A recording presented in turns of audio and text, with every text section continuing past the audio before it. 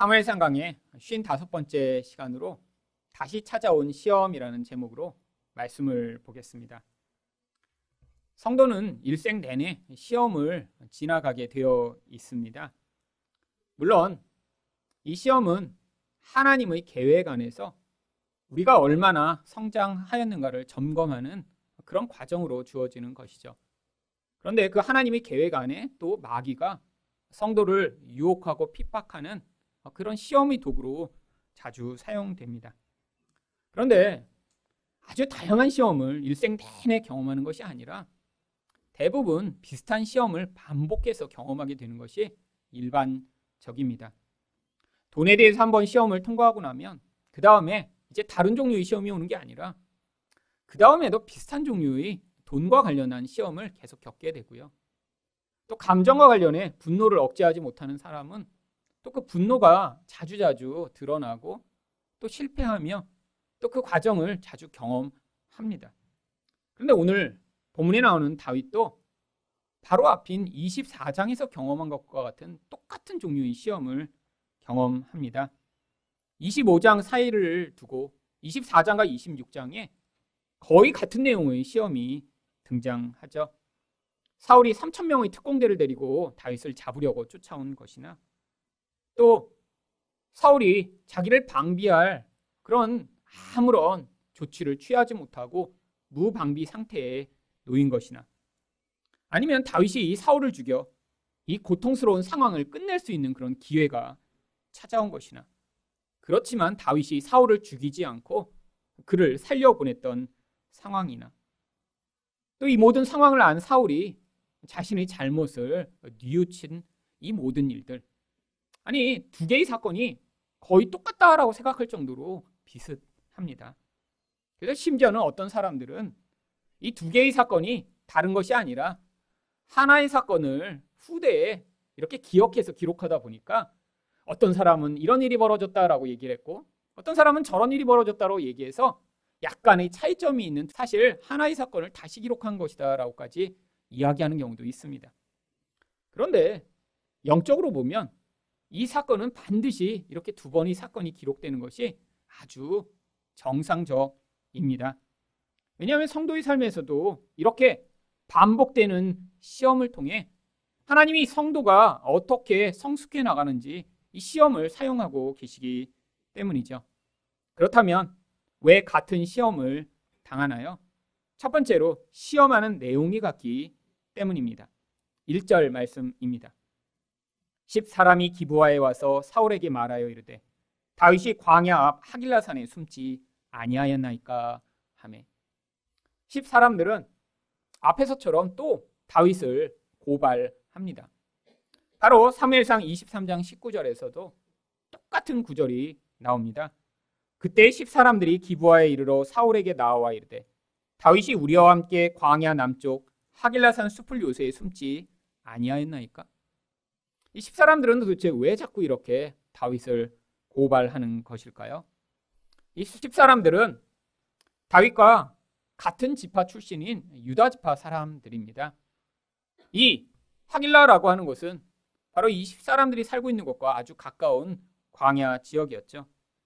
그런데 이들이 이 다윗과 같은 유다 지파 출신이라는 것이 이들이 이렇게 다윗을 고발한 그 원인을 찾을 수 있습니다. 이전에 이들이 사울 앞에서 다윗을 고발했던 이유는 같은 지파 출신인데 자기 지역에 이렇게 다윗이 숨어 있는데도 고발하지 않았다가 사울이 그들을 다윗과 한편으로 몰아서 보복할까 봐 두려움 때문에 다윗을 고발했던 것이죠. 그런데 이번에는 약간 상황이 달라졌습니다. 물론 이들이 이렇게 사울에게 고발한 이유 가운데는 그들의 두려움도 영향을 미쳤을 것입니다. 그런데 이전과 어떤 상황이 달라졌나요? 바로 25장에서 나발 사건이 있었기 때문이죠.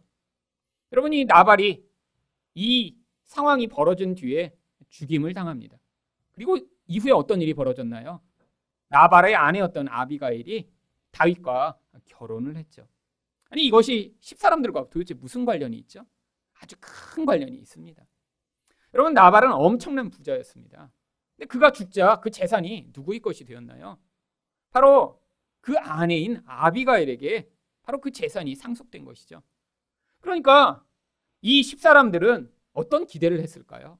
아니, 우리들 중에 누군가가 바로 이 아비가일과 결혼만 하기만 하면 그 많은 재산을 얻을 수 있을 텐데. 그런데 그들이 예상치 못한 것이 무엇인가요? 바로 나발이 죽자마자 다윗이 사람을 보내 이 아비가일을 아내로 취한 것입니다. 그들이 기대했던 그 모든 재산에 대한 그 모든 욕망이 다 좌절되는 그런 상황이죠. 여러분, 사촌이 땅을 사면 배 아프다는 한국 속담처럼 여러분, 이렇게 가까운 사람이 특히 자신들이 생각할 때 그 재산을 가지면 안 되는 그런 사람이 이렇게 부자가 되었다고 할 때 바로 이들은 질투심과 바로 자기들이 가지고 싶었던 그 욕망에 시달리게 되었던 것이죠. 여러분, 결국 여기서 이들이 이 다윗을 고발한 것은 다윗이 죽어서라도 그들이 이런 자기들이 원하는 그런 이익을 얻고자 하는 마음이 있었기 때문입니다. 여러분, 결국 이렇게 관계를 깨트리는 모든 근원은 어디에서 나오나요? 인간의 이런 욕망과 두려움에 근거하고 있는 것이죠. 여러분, 우리 주변에도 이런 10사람과 같은 사람들이 자주 있습니다. 욕망과 두려움 때문에 옆에 있는 사람을 배신하고 고발하고 관계를 깨트리는 사람들이요. 여러분, 이 10사람들이 그렇다고 아주 악한 세상의 그런 사람들인가요? 여러분, 이들도 유다 지파며 하나님의 백성들입니다.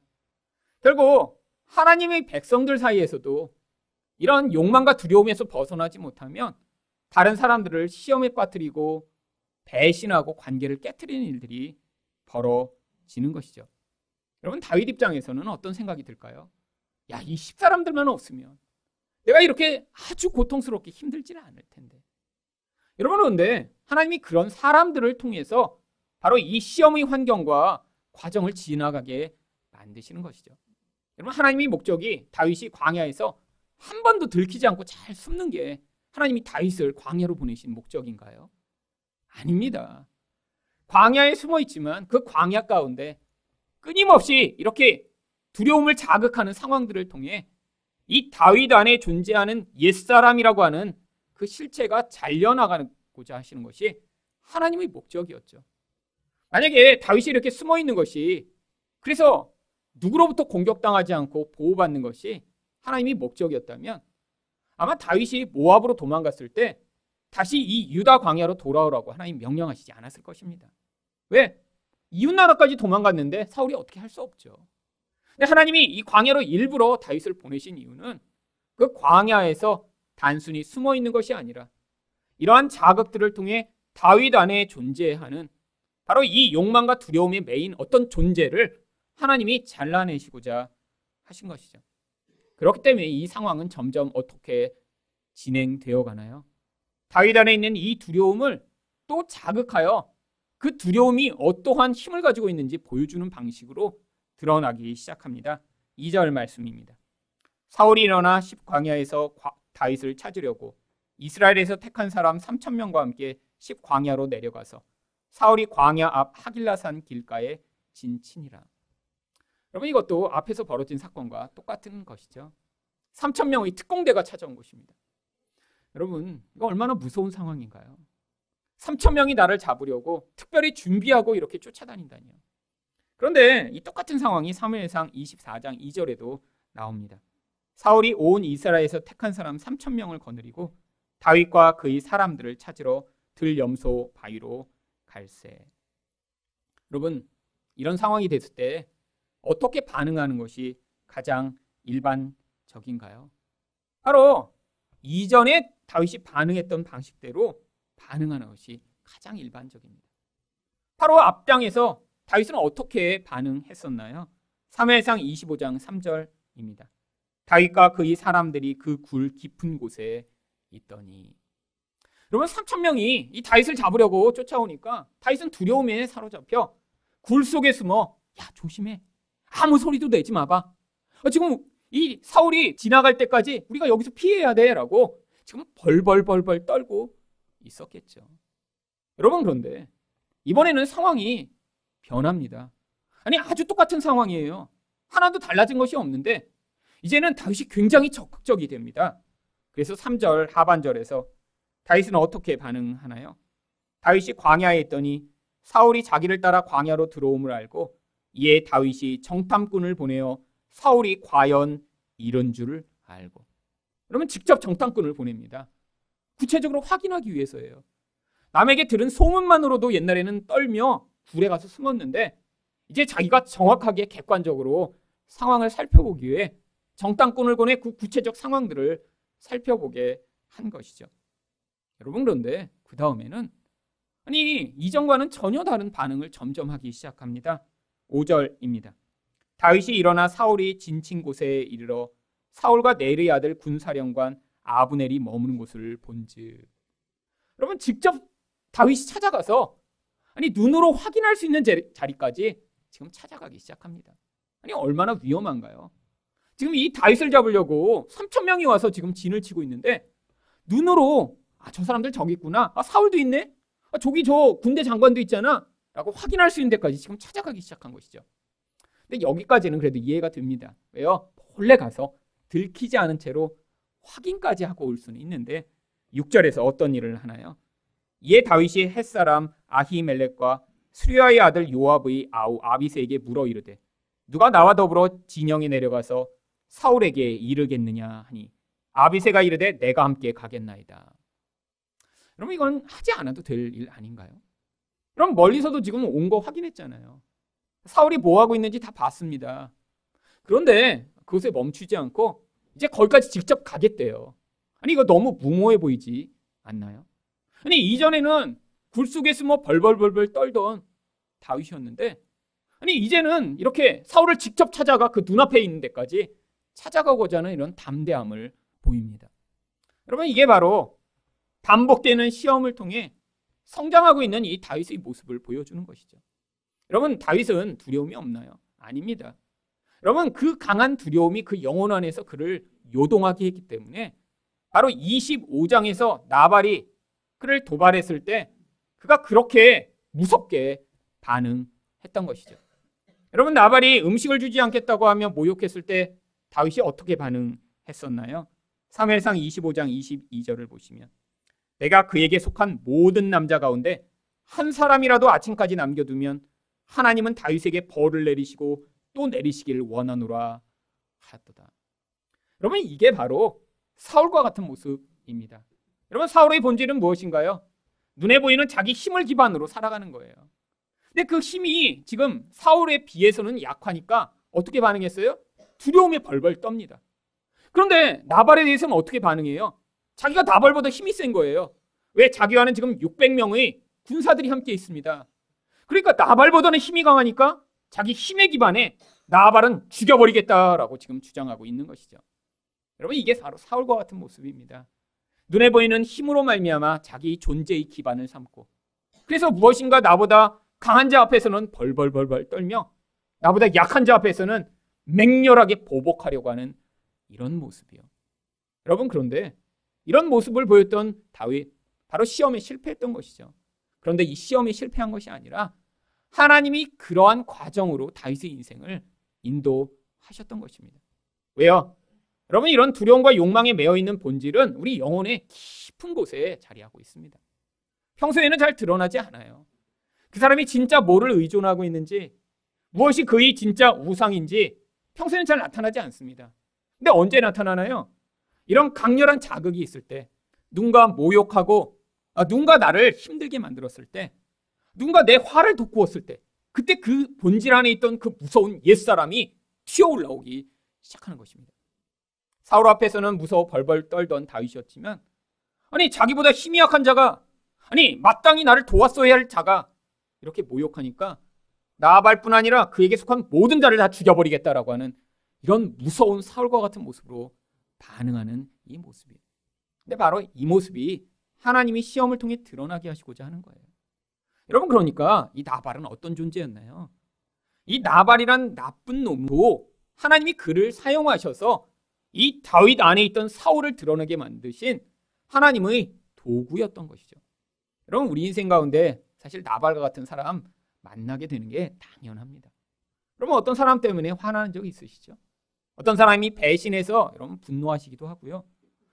그렇게 화날 만한 일도 아닌데 아주 사소한 사건 때문에 우리 안에 있는 분노가 튀어나오기도 합니다. 근데 이 모든 것이 무엇이라는 거예요? 우리 존재가 어떤 존재라는 사실을 그 과정을 통해 폭로당하고 있는 거죠. 여러분, 다 우리는 어떤 사람이 되고 싶습니까? 굉장히 사회적으로도 인정받고 사람들 앞에서도 굉장히 선한 모습으로 이렇게 보여지기를 원하죠. 여러분, 그런데 아무리 노력하고 애써도 우리 인생을 끊임없이 이렇게 멋진 모습으로 살 수 없다는 거예요. 결국 가까운 사람에게 들키기 마련이고요. 오래 사귄 사람들 앞에서는 우리 본질이 폭로됩니다.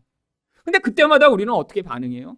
누군가 나의 이런 내면의 모습을 드러낸 사람을 만날 때마다 그 사람에게 화가 납니다. 여러분, 지금 하나님을 보고 있지 못한 것이죠. 여러분, 그런데 이때 어떤 일이 벌어졌나요?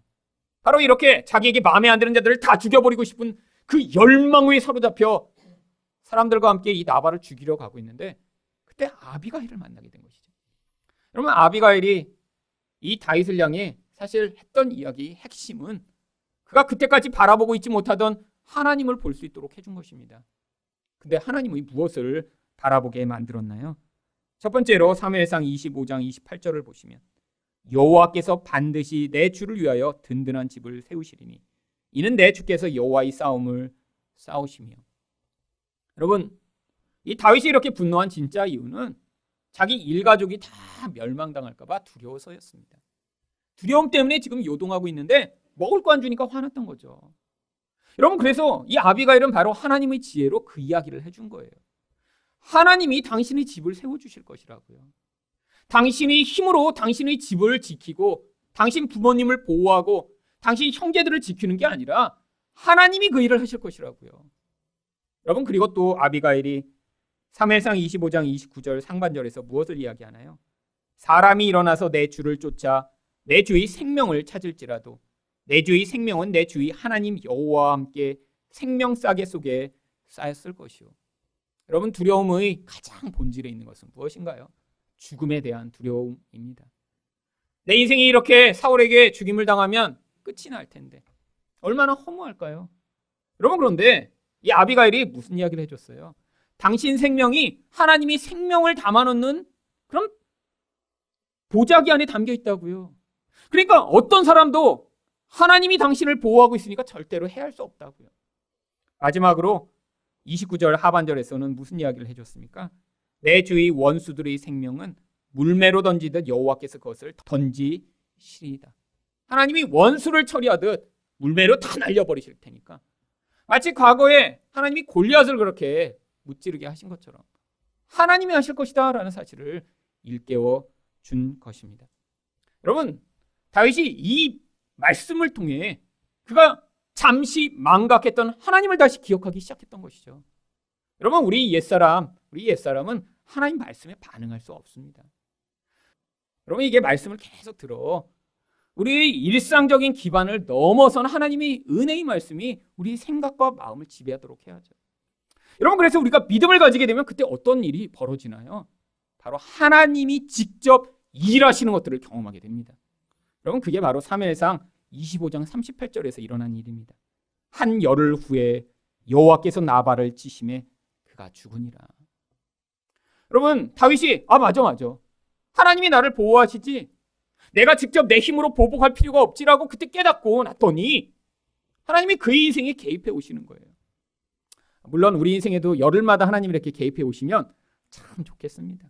내가 이렇게 믿음을 고백할 때마다 하나님이 경제적 문제도 해결해 주시고 주변 힘들게 하는 사람은 딴 데로 직장을 이렇게 옮기게 하시거나 이런 일들이 막 나타나면 참 좋겠지만 우리 인생에선 열흘이 10년마다 나타날 수도 있고요.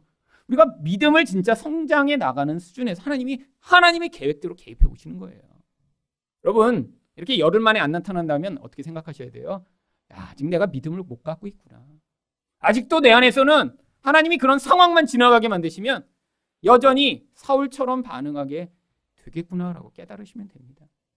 여러분, 그런데 이렇게 하나님이 말씀을 들어서 내가 믿음을 고백했더니 금방 어떤 일이 벌어져요? 그러면 내가 이렇게 영적으로 많이 성장하고 있구나. 이런 일은 잘 없습니다. 그러니까 가끔 있으시면 여러분, 이렇게 하나님이 내 인생에서 개입해 오시는구나라고 받아들이시면 되는 것이죠. 여러분, 결국 이 시험의 본질이 무엇인가요? 다윗 안에 있던 이 두려움을 해결하는 것이었어요. 근데 그게 바로 사울의 모습이고 다윗이 다윗으로 살아갈 수 있도록 만드시는 은혜의 과정이었죠. 여러분, 그래서 결국 우리 인생 가운데도 시험을 자주 겪을수록 어떤 결과가 나타날까요? 그 시험의 과정 가운데 시험만 겪어서는 안 됩니다. 시험을 겪으며 하나님의 말씀의 개입을 계속 경험할 때 그 과정을 통해 우리는 믿음을 가지게 되고 욕망과 두려움으로 우리 인생을 이끌어가는 이 무서운 옛사람의 힘으로부터 점점 자유를 얻게 되는 것입니다. 두 번째로 왜 같은 시험을 당하나요? 성장을 점검하기 위해서입니다. 7절 말씀을 보겠습니다. 다윗과 아비새가 밤에 그 백성에게 나아가 본즉 사울은 진영 가운데 누워 자고 창은 머리 곁 땅에 꽂혀 있고 아브넬과 백성들은 그를 둘러 누웠는지라. 여러분, 아주 이상한 상황입니다. 지금 3,000명이 이 다윗을 잡으려고 왔는데 아니 사울부터 모든 사람들이 다 잠에 든 상황이죠.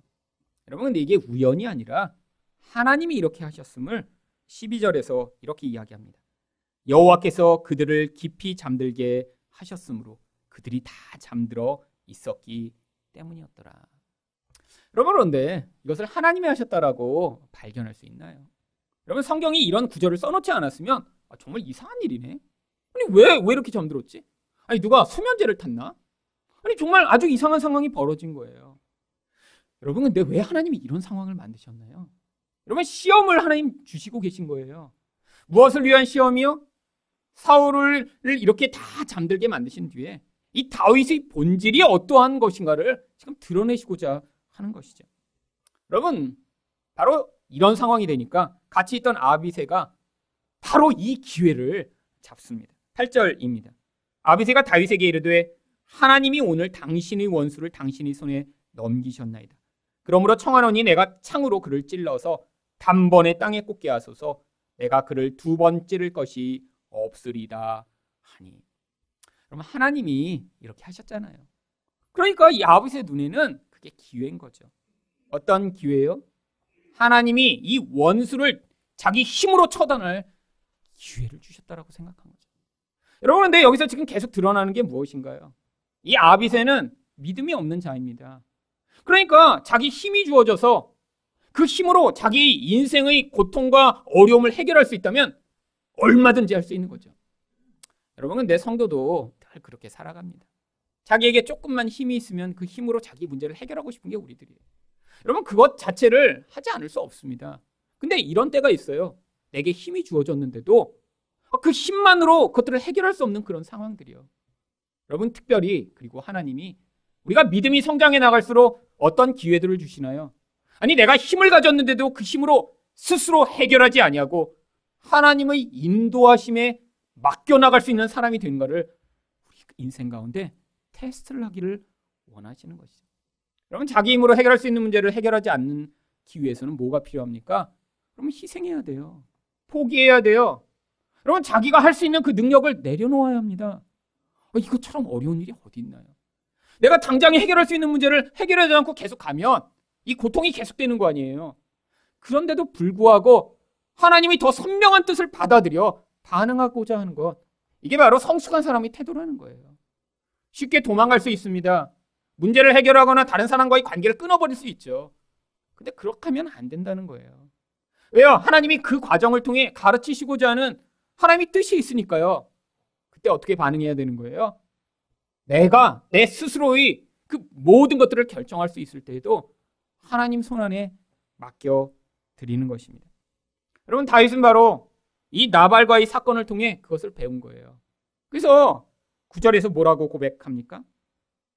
다윗이 아비새에게 이르되 죽이지 말라. 누구든지 손을 들어 여호와의 기름 부음 받은 자를 치면 죄가 없겠느냐. 여러분, 바로 이 하나님의 주권을 고백합니다. 악인이라도 하나님이 기름 부으셨다라는 거예요. 여러분, 이 하나님의 주권을 믿지 못하게 되면 어떤 반응을 하게 되는 거예요? 내가 하나님 노릇을 하고 싶은 거예요.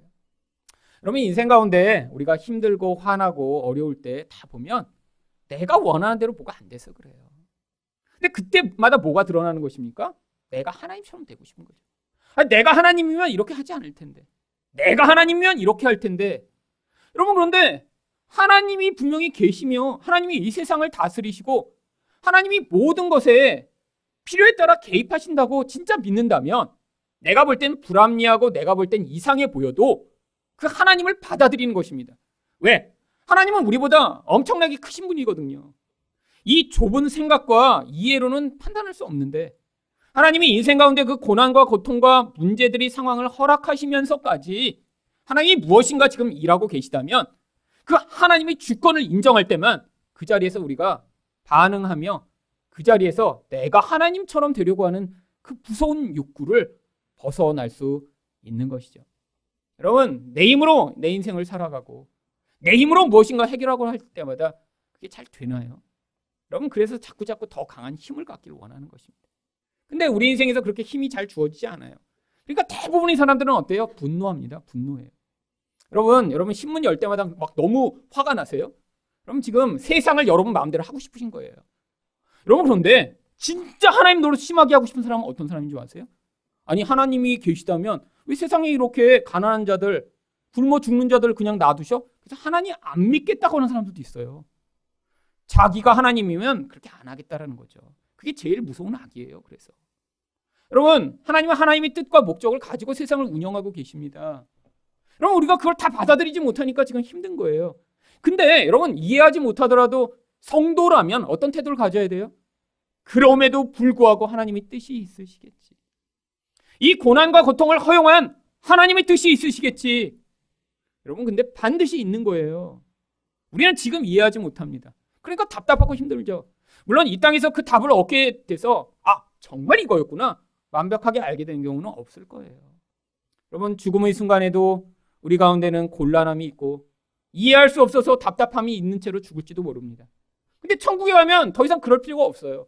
하나님이 거기서 선명하게 우리 그 모든 인생 가운데 있었던 과정들을 다 해결할 수 있는 답을 주실 것입니다. 하나님이 영원히 우리와 함께 계시며 아니 왜 이렇죠라는 그 모든 궁금증들이 거기서는 하나님이 일일이 다 설명해 주시지 않아도 우리가 다 알게 될 거예요. 여러분, 근데 여기서 뭘 해야 돼요? 하나님 주권을 인정하는 걸 배워야죠. 여러분, 주권을 인정했다면 무슨 태도를 보이는 거예요? 내가 내 문제를 내 힘으로 해결할 수 있는 자리에서도 그것들을 포기할 수 있는 그런 반응이 나오는 것입니다. 10절에서 보면 그런데 또 다윗이 어떤 고백을 하나요? 다윗이 또 이르되 여호와께서 살아계심을 두고 맹세하노니 여호와께서 그를 치시리니 혹은 죽을 날이 이르거나 또는 전장에 나가서 망하리라. 여러분, 이렇게 악인의 심판에 대한 믿음을 갖지 못하면 어떤 일이 벌어질까요? 그럼 대부분 우리는 힘이 없기 때문에 악인을 보며 사실 분노하고 힘들지만 해결을 하지 못하는 경우가 많습니다. 여러분, 근데 하나님이 심판하실 것에 대한 이 공의로운 하나님을 우리가 믿게 되면 바로 우리 안에서 분노하고 우리 안에서 쓴뿌리를 가지게 되는 바로 그 모든 악으로부터 벗어날 수 있죠. 그럼 만약에 하나님이 이렇게 공의로운 하나님이 아니시라 마지막에 다 그냥 용서해 주세요. 그럼 심지어는 미국에서 그런 목사도 있었어요. 어느 큰 교회 목사님인데 하나님은 사랑의 하나님인데 이렇게 심판하시고 지옥이 있다라는 사실을 자기는 믿을 수 없다고 그래서요. 그래서 책을 썼습니다. 그 다음에 교회도 사임해버렸어요. 하도 사람들이 공격하니까. 여러분, 자기 생각에는 못 받아들이는 거죠. 근데 오히려요, 하나님이 사랑의 하나님이고 공의의 하나님이 아니면 훨씬 심각한 문제가 벌어집니다. 왜요? 아니, 우리가 왜 이렇게 하나님 뜻대로 살고자 애를 쓰고 열심을 내야죠? 그렇잖아요. 나중에 심판하시지 않고 다 용서해 주신다면 아니, 끝까지 막 살아야죠. 그 다음에 마지막 순간에 하나님, 하지만 하나님 용서해 주실 거죠? 여러분, 이거 원하는 거 아니에요? 여러분, 신앙이 약한 사람들이 그런 생각을 해요. 왜? 예수 믿으면 불편하잖아요. 어렵잖아요. 양심의 가책도 늘잖아요. 그러니까 어떻게 하고 싶은 거예요? 죽기 전날 예수 믿는 거죠. 죽기 전날. 자기 마음대로 살다가 자기 마음대로. 근데 그게 제일 힘든 일입니다. 일생 내내 악을 행하고 사울처럼 살다가 죽기 전날 어떻게 갑자기 돌이켜서 예수를 믿겠어요? 여러분, 아니라는 거예요. 하나님이 주권을 인정해야 저 악인들이 내가 심판하지 않아도 하나님이 심판하시겠구나라는 사실을 받아들이고 내가 볼 때 적정한 심판과 판결이 이 땅에서 임하지 않는 것 같아도 하나님 손에 그것을 의탁하는 그런 삶을 살 수 있는 것입니다. 여러분, 그런데 다윗이 이렇게 고백한 이 고백이 처음 하는 고백인가요? 아니, 앞에서도 똑같은 고백을 했었어요. 사무엘상 24장 6절입니다. 자기 사람들에게 이르되 내가 손을 들어 여호와의 기름 부음을 받은 내 주를 치는 것은 여호와께서 금하시는 것이니 그는 여호와의 기름 부음을 받은 자가 됨이니라. 아니, 앞에서도 이렇게 멋지게 시험을 통과했는데 왜 반복해서 또 똑같은 상황을 하나님이 지나가게 하시는 것이죠? 여러분, 이게 바로 반복되는 시험의 비밀입니다. 여러분, 처음에 이렇게 다윗이 반응할 때 그가 완벽하게 두려움에서 벗어났기 때문에, 하나님이 주권을 완벽하게 인정했기 때문에 이렇게 반응한 것인가요? 아니에요. 바로 앞장에서 나발의 사건을 통해 다윗이 이 당시만 하더라도 그런 믿음을 발휘할 수 없는 자였음이 폭로되었습니다. 근데 이전에 어떻게 이렇게 반응했죠? 다윗은 원래 훌륭한 사람이어서 그런가요? 아니에요. 이게 바로 성도에게 임하는 첫 번의 은혜라고 하는 거예요. 여러분도 그런 반응 하신 적 있죠? 이렇게 과거를 돌아보면, 야, 나 옛날에 그렇게 찬양하면서 눈물 많이 흘리고, 그렇게 예배 드리는 게 기쁘고, 그렇게 말씀을 볼 때마다 막 그 사모함이 너무 마음에 가득해서 그냥 화장실에 앉아서도 말씀을 봤는데, 요즘 화장실에 앉아서 스마트폰 보시죠? 근데 도대체 어떻게 된 거죠? 처음에 그렇게 막 열정과 은혜가 많았는데 지금은 왜 이렇게 일상의 모습으로 돌아가 버린 것인가요? 바로 그게 첫 번의 은혜라는 거예요. 우리는 그것을 첫사랑이라고 기억합니다. 근데 그게 내가 잘나서 원래 훌륭해서 그렇게 된 게 아니라는 거예요. 하나님이 성도에게 처음에 그런 은혜를 맛보게 하세요. 그래서 뭐 하라고요? 이게 네가 앞으로 가야 될 길이라는 걸 처음에 맛보고 경험하게 하시는 거예요. 그 다음에는 어떤 과정을 지나가게 되는 거예요? 은혜의 시간이 끝나면 이제 나의 일상과 본질과 마주하는 시간이 찾아오는 것입니다. 근데 이 시간이 굉장히 길어요. 그래서 많은 사람들이 헷갈리는 것입니다. 아니, 예수 믿는데 왜 나는 자꾸 옛날에 그 모습이 안 나타나는 거지? 왜 자꾸 이렇게 힘든 거지?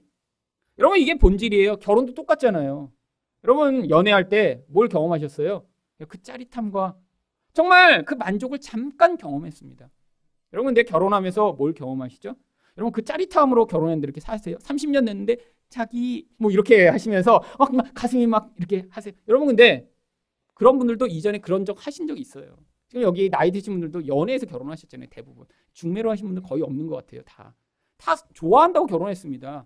근데 하나님이 진짜 가르치시고자 하는 본질적 사랑을 이제는 뭘로 경험해요? 상대방이 약하고 힘들고 모자라고 별로 아름답지 못해도 사랑하는 법을 배워가면서 거기서 진짜 사랑을 맛보게 하시는 거죠.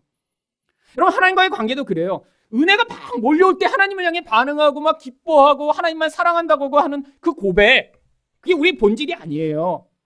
이제는 우리 일상을 살아가며 내 본질 안에 있는 하나님을 싫어하고 눈에 보는 것만을 의존하는 이 마음과 싸워가면서 인격적으로 하나님께 반응하는 법을 배우는 것, 이게 하나님이 우리에게 기대하시는 거예요. 여러분, 그게 진짜 사랑이죠. 하나님이 우리 안에서 자꾸 그 진짜 사랑 내놓을 수 있도록 이런 반복되는 시험을 통해 하나님이 우리 본질을 드러내고 계신 것입니다. 여러분, 그래서 이 신앙의 여정이라는 게 물론 성경에는 이렇게 두 번만 나오지만 여러분, 우리는 자주 경험해요. 두 번으로 이렇게 그냥 당장에 이렇게 믿음을 발휘하고 당장 성숙하고 이러면 참 좋겠죠. 근데 지면 관계상 성경에는 생략한 거예요. 생략. 우리 인생에는 어떤 때는 10년 동안, 어떤 때는 20년 동안 반복해서 비슷한 시험들을 지나갑니다. 그래서 감사하기도 해요. 여러분, 일생 가운데 딱 어떤 것들을 경험하고 성숙한 반응을 하는 게 딱 두 번밖에 안 주어진다면 얼마나 떨리겠어요? 여러분, 대부분 두 번에는 다 실패합니다. 여러분, 한 번에 이렇게 좀 실패했다가 두 번에 이렇게 확 성공하세요? 뭐 운전 면허예요? 여러분, 아니잖아요. 일생의 시험이 반복해서 옵니다. 어떤 때는 100번씩 떨어져요. 100번씩. 여러분, 다양한 종류의 100번이 아니라 대부분 같은 종류의 시험이 100번 주어지는 경우가 많지 않은가요? 여러분, 가까운 관계에서 그렇습니다. 여러분, 그런데 이제 성장해 나간다는 게 뭐죠? 이전에는 늘 옛사람으로 반응하고 살았는데 거기서 새 사람의 반응을 이제는 맛보셔야죠. 이 옛사람을 하나님 앞에서 죽여달라고 하는 그런 기도가 나오기 시작하셔야죠. 그리고 그 하나님의 은혜를 인생 가운데 경험하시기 시작해야죠. 여러분, 이렇게 사울을 앞에 나갔다가 물러날 때 이번에는 무엇을 가지고 나오나요? 11절 하반절입니다. 너는 그의 머리 겉에 있는 창과 물병만 가지고 가자. 여러분, 이 두 가지 물건 또한 바로 이 사울에게 있어서는 아주 중요한 어떤 것을 상징하는 상징적 존재들입니다. 이 창은 단순히 창이 아니에요. 왕권을 상징하는 것입니다. 왕들이 그 창을 붙들며 내가 이렇게 가장 권위 있는 자다라는 것들을 보여주는 도구죠. 물병은 무엇인가요? 생존의 도구입니다. 결국 이 사울이라는 존재, 겉으로는 왕인 것처럼 행세하지만 하나님이 잠들게 하시는 순간 어떤 존재로 전락해버리는 거예요.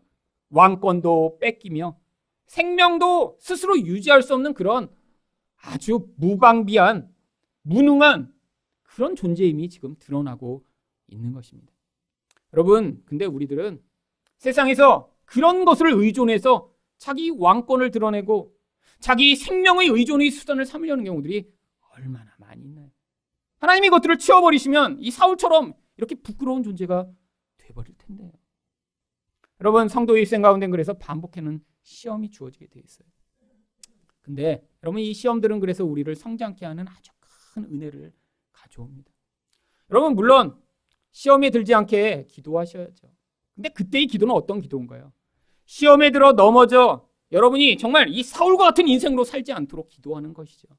하지만 하나님이 우리 인생 가운데 주시는 시험을 우리가 잘 지나가면 그때마다 우리는 이전에는 맛보지 못하던 훨씬 성숙된 존재로 여러분 반응하실 수 있습니다. 바로 제자들의 경우가 그랬죠. 그럼 제자들도 똑같은 시험을 반복해서 경험한 적이 있습니다. 바로 바다에서, 갈릴리 바다에서 바로 폭풍우를 만난 시험이었습니다. 마태복음 8장 24절부터 25절 보시면 이들이 폭풍우를 첫 번째 만났을 때 어떻게 되었는지 이렇게 이야기합니다. 바다에 큰 놀이 일어나 배가 물결에 덮이게 되었을 때 예수께서는 주무시는지라 그 제자들이 나와 깨우며 이르되 주여 구원하소서 우리가 죽겠나이다. 여러분, 이들은 바다에서 평생 살던 사람들이에요.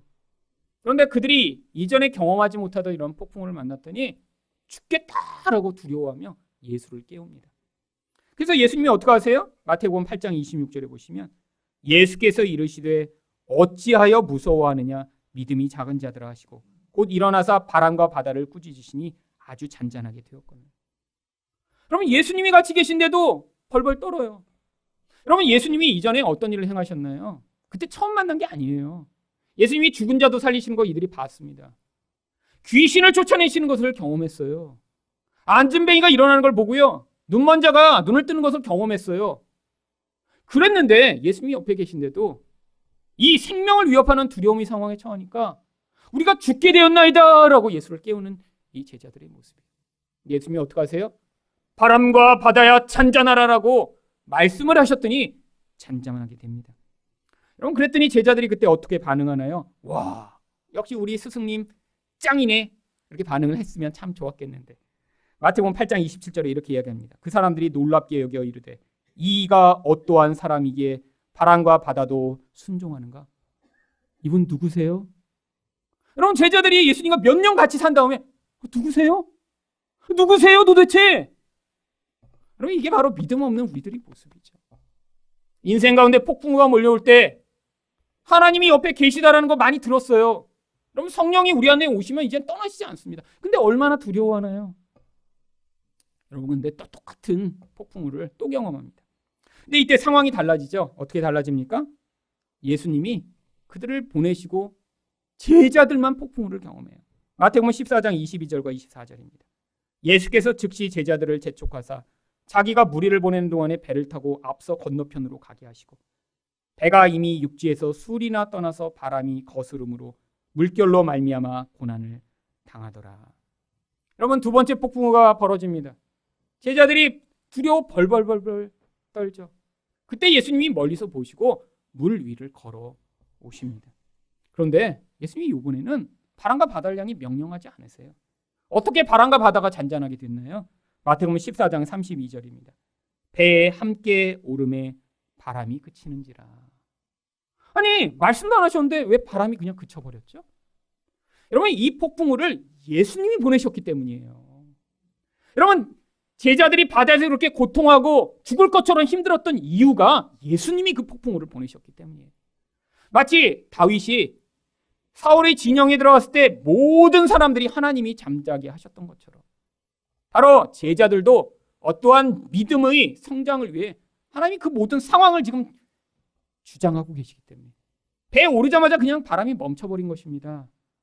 그러면 이렇게 두 번의 폭풍우를 경험했더니 제자들이 어떻게 반응하나요? 마태복음 14장 33절입니다. 배에 있는 사람들이 예수께 절하며 이르되 진실로 하나님의 아들이로소이다 하더라. 여러분, 제자들이 달라졌습니다. 어떻게 달라졌나요? 바로 예수님이 하나님이시라고 고백하는 그 자리에 서게 된 거죠. 그럼 우리 인생 가운데 경험하는 폭풍과 바로 그렇다라는 거예요. 이 시험의 과정을 반복해서 경험할 때마다 여러분, 그 예수님 어떤 예수님인가요? 눈에 안 보입니다. 세상의 돈이나 사람보다 약해 보여요. 아니, 심지어는 그 예수가 십자가에 매달려 죽어버렸어요. 그런데 여러분, 이런 시험을 경험하며 우리가 어떤 믿음의 고백을 하기를 원하시는 거예요? 예수가 하나님이시고 예수가 만왕의 왕이시며 예수가 만주의 주이십니다라는 그런 진짜 믿음의 고백이 우리 영혼에서 쏟아져 나오기를 하나님이 기대하고 계신 것입니다.